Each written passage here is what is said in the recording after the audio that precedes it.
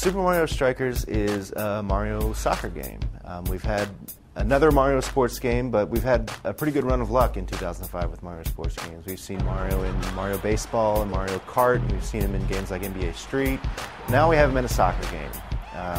Super Mario Strikers is an arcade 4-on-4 soccer game that has you playing as Mario or Luigi or Princess Peach, Daisy, Waluigi, Wario, and so on. And you captain a team of 4 players, and you go up against each other. And there's lots of shots, there's lots of shooting, there's lots of tackling. It's just really standard arcade soccer that's fast-paced and overall a pretty good game.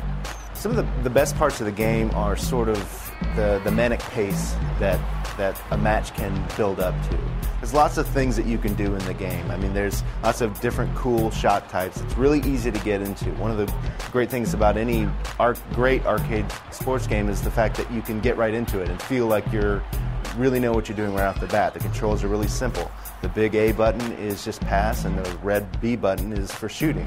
But you have some variation in those shots. You can power up your shot by holding it down. And if you're playing as a captain, Mario, Princess Peach, and so on, you can actually hold that down, and it brings up, hold the B button down, and it brings up a sort of little timing game meter. And if you get it right, you open up a really cool, like, stunt trick super strike shot, which if you actually nailed it right is a guaranteed goal that actually counts for 2 goals.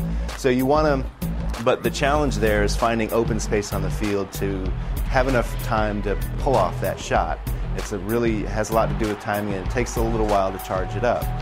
On the defensive side of the ball, tackling plays a huge role in Super Mario Strikers.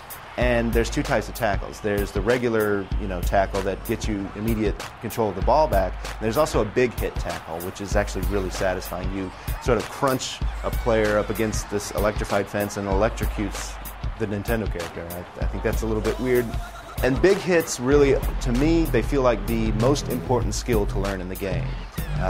Because you can play the game without them, but once you discover that they're there, you won't stop using it. And it's sort of like it's almost like they're unbalanced. You sometimes feel like you're using the big hit all the time, and if you use them right, you can take away the ball. You can just really overwhelm an opponent if you use your big hits right. If there's anything to not like about the game, there's some fairly serious frame rate issues. Things slow down in certain courses, certain fields where it's nearly unplayable, unfortunately.